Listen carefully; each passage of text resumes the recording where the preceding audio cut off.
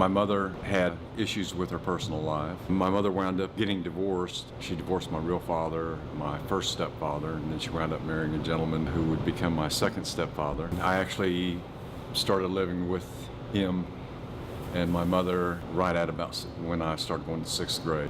My life took a very dramatic change at that point in time. My second stepfather, from seventh grade through part of eighth grade, he abused me in every facet of the word, mentally, physically, sexually, emotionally, you name it, he did it. That considerably changed my whole life. At that point in time, I became a very volatile, angry young man. Lot of fear, a lot of insecurity.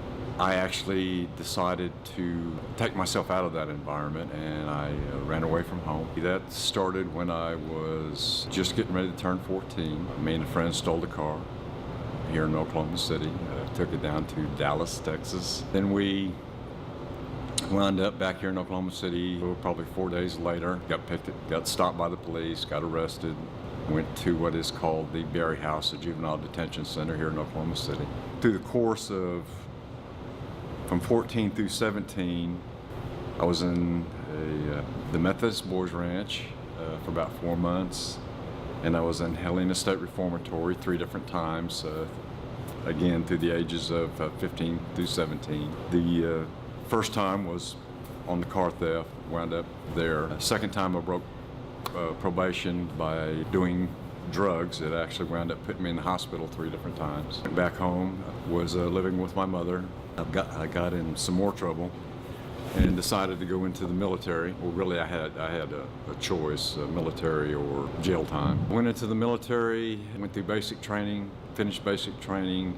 Things didn't work out. I wound up getting out of the military, and I walked into American Karate Black Belt Association. It was exactly October 11th, 1972.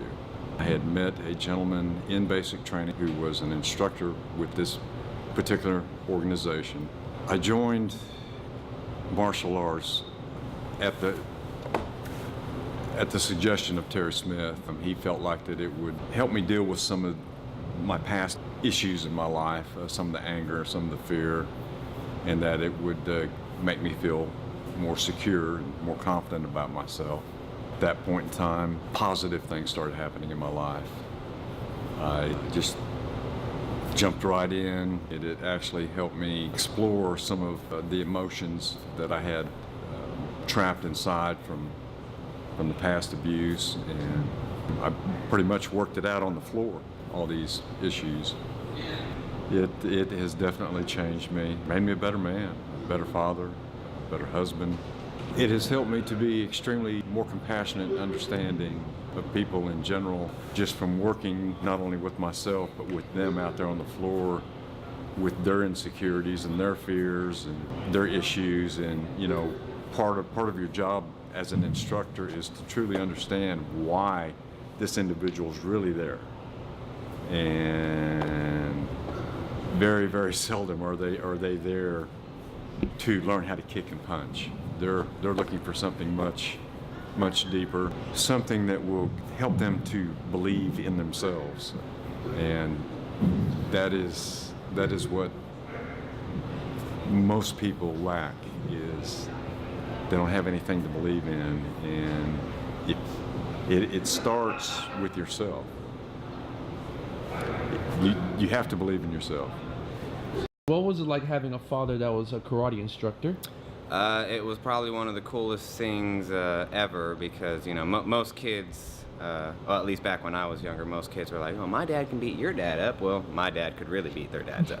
But it was a lot of fun. I mean, we went to tournaments all the time. I remember being 3, 4, 5 years old, going to tournaments and watching him do some amazing things. He actually watched him make a guy's nose disappear one time. I asked him, I was like, did you do magic after that? And he was like, no, it's not magic, it's karate. And ever since then, I've just been intrigued about it. So yes, it's been an amazing journey with him doing that.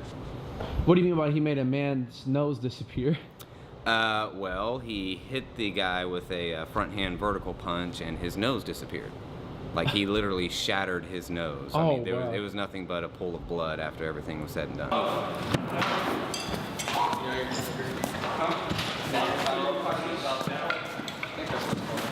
think we should make the kids do this. Yeah. Just stand here. Huh? Yeah, just stand here and let us throw stuff at your face. What? I anticipate the body shot. You know he's hitting me for just about all of them, right?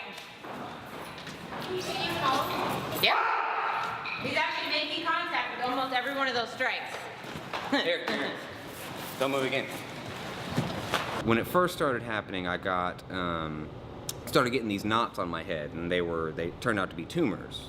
And after there was over 24 of them on my head, and then my left lung filled up with fluid and it quit working, we finally went to the doctor, and he did like some breathing tests, a couple of X-rays, and then he was like, okay, you know, I'll call you guys on Monday. I think it was on a Friday. And he's like, I'll call you guys on Monday and let you know what the results are. So we left, not thinking anything about anything, and my dad took me to Wendy's. By the time we got done with Wendy's and got home, my doctor was sitting in our driveway with my work, and he said, you guys need to pack a bag for at least 3 days. You're going to OU Children's Emergency after 2 weeks of staying in the hospital and them doing MRIs and CAT scans, and they did some kind of a nuclear scan, all kinds of stuff. They finally diagnosed me with non-Hodgkin's T-cell lymphoma.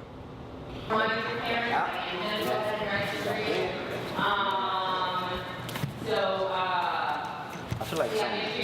So you're catching, Yeah. and then what are you doing after that? I just like. Okay, the most important thing about knife defense is to take out the hand, the arm with the knife. Okay. So here, it's kind of hard because, I mean, what if this guy is like huge and he's got bulging muscles and you can't, I mean, resist Yeah, it? that's what I'm saying. I mean, yeah, I mean, most people are they're gonna be real tense and they're gonna be, rah! So he's gonna be real tense, so this may not work. So what you could do though is grab, break the arm, then pull it over, Okay. then slap Oh, it in. all right. Thank you. So, one more time.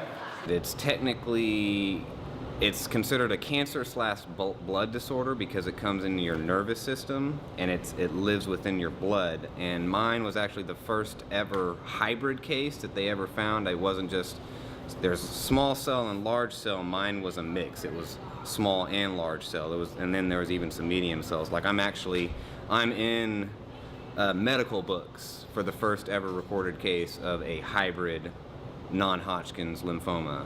You can find me in OU and OSU medical books that they teach to college kids nowadays. You guys kind of get the idea. You have to time it as they're bringing their leg back. So just hold your leg right there. Sorry. When they bring that leg back, you can come up and over. Now at WKF tournaments,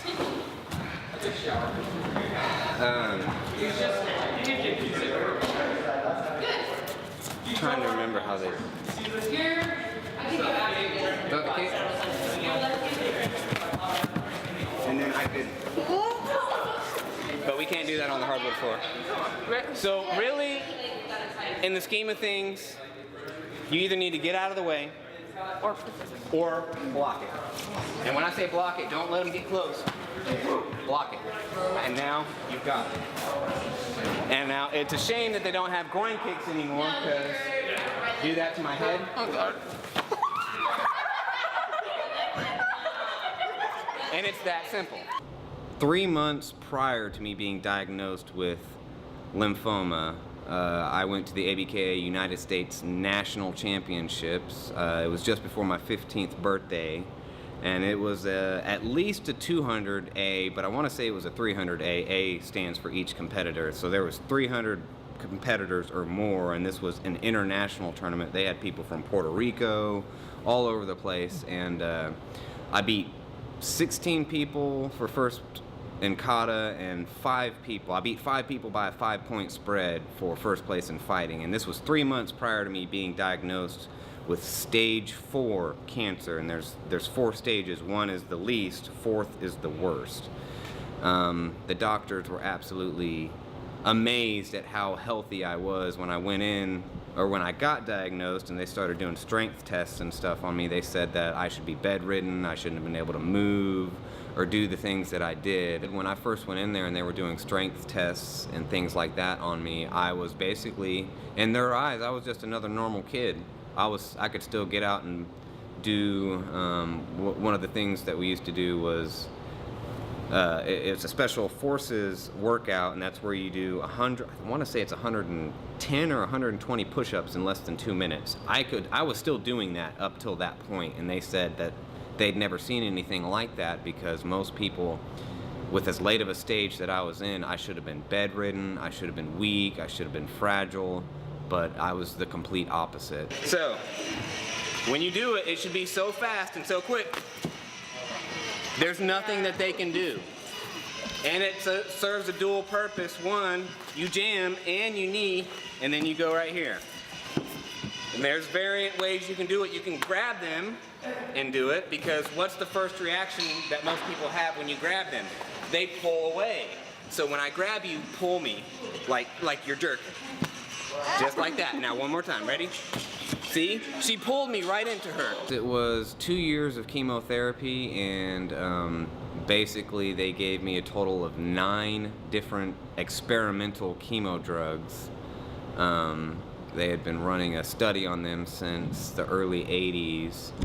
And for my age bracket, I had like a high 80% chance of the stuff actually working, but it was still experimental. Like, we had to sign a waiver for each chemo drug, for all 9 different chemo drugs, that stated if it either A, killed me, or B, caused the cancer to come back later on in life, we couldn't sue them. So it was quite frightening at that age, and the first words that came out of my mouth when they said it is cancer, I looked at my dad and I said, what about my karate? It was more of a test. It's called a bone marrow biopsy, and that was still in the first couple of weeks when they were really trying to narrow in on what it was. And a bone marrow biopsy is where they take a needle on a syringe, probably about yay long, and it's got a lovely little hook at the end of it, and they shove it into your hip bone and then twist it. It felt like 50 times. It may not have been that many, but that's what it felt like. And then they draw out some bone marrow and then they yank it out. Now, what was unique about the test was, because I had a tumor in my chest that was probably a little bit bigger than my fist now, and it was pressing against my airway and my aorta, which is the main vein to your heart.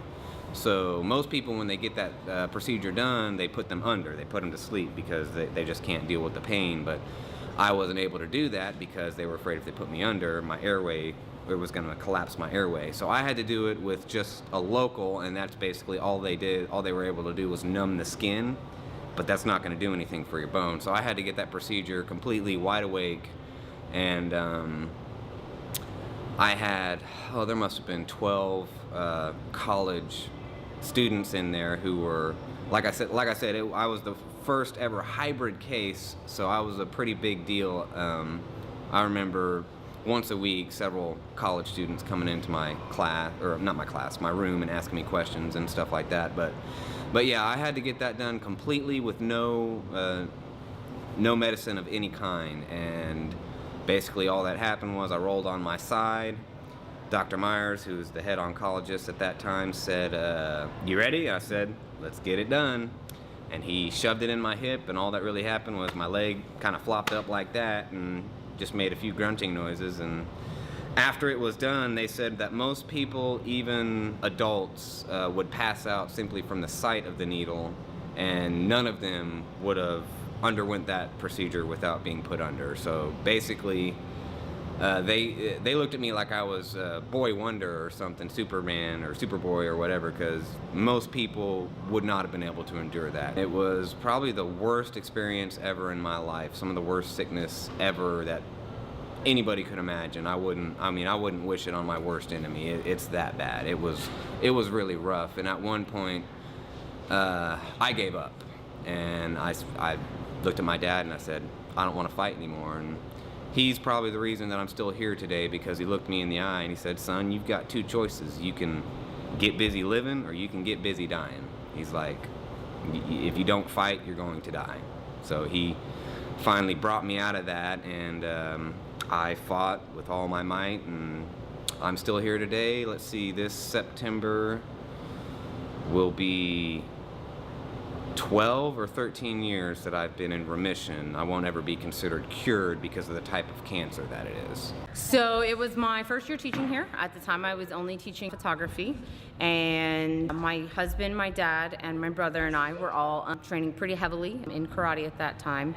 And the high school always does performance and exhibitions on a couple Fridays a month, and we had someone cancel on that Monday of the performance, so there wasn't anything to fill. So I went to the principal, and she knew that I had done karate, and we were kind of talking, and she goes, well, maybe you could do this. And I was like, we could totally do that. So we had about a week to pull together a performance and exhibition, and so my brother wasn't able to make it that day, so me, my dad, and my husband did a performance and exhibition for the school.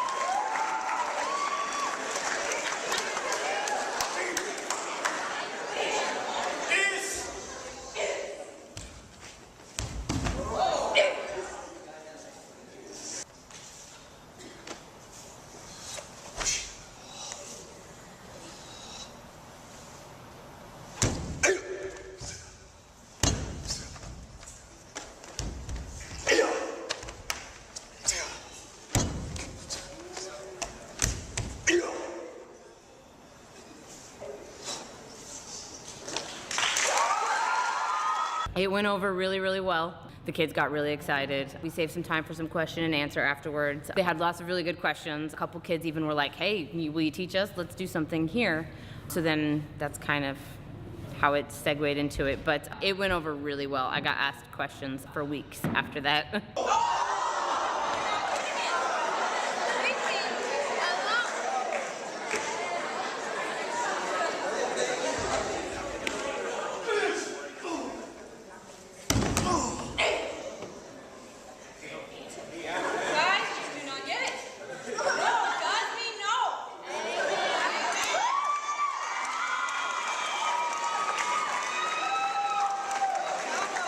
So when we kind of were talking about maybe doing something here at the high school, at the time I was working multiple jobs, and some kids had expressed an interest, and it was like, well, let's do something. But doing an after-school program wasn't really feasible in our schedules. So we kind of talked about it, and then I went to Dr. Rowan and asked her if it would be possible to actually run it as a class. And we kind of kicked around the idea of, well, do we make it a PE credit? Do we make it an art credit? And when I was talking with her, it was like, well, this has never really been just physical exercise for me. I'm kind of talking about what karate means to me and my family, and we felt like it needed to be an art credit and not a PE credit.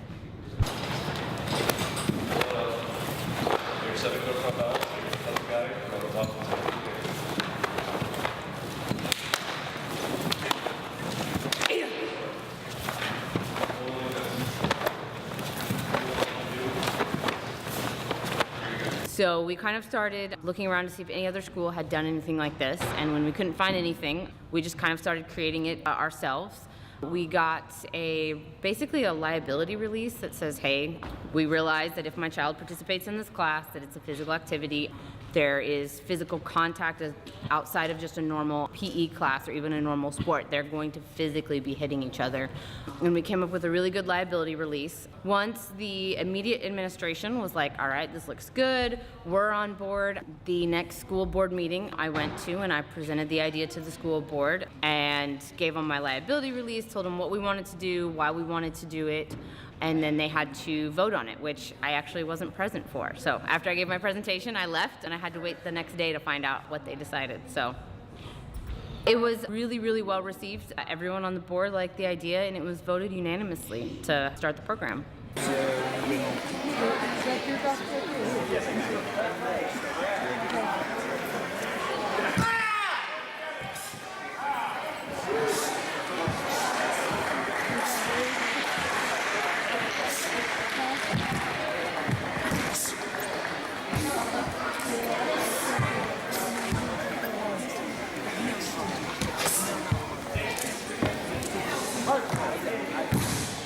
currently are involved in quite a few circuits. Locally, we compete in the Oklahoma Karate Association, which is just in Oklahoma. It averages 10 tournaments a year and does a point ranking system where they award a state champion, so we're involved in that.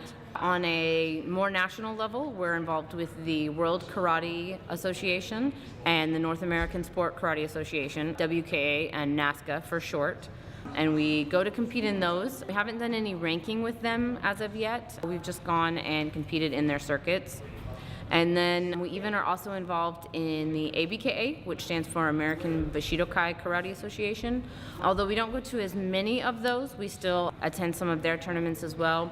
And we've even gone to a couple WKF tournaments. So last year we had 5 students get accepted onto, we actually had more students that qualified, but only 5 were able to go to Italy to compete as part of Team USA at the Unified World Championships, which 2020, when karate is back in the Olympics, and we don't know if it'll continue to stay in the Olympics, karate hasn't really had any type of Olympic showing, so every year all of the different acronymed associations get together and they have one tournament that they consider their world championship. So we had some students and then myself and Mr. Allman go and compete at that tournament in Italy. It was really awesome. It was incredibly exhausting. We competed from sunup to sundown about 4 days. So we're looking at 12, 14-hour days where you're doing katas over and over and over and over, and then you're fighting over and over and over again. It was really, really awesome. We're gonna go to Spain with the team again this year, because the tournament location rotates every couple of years. And I believe we're gonna have some students that will take as part of Team USA again and go to Spain instead of Italy. So that'll be fun.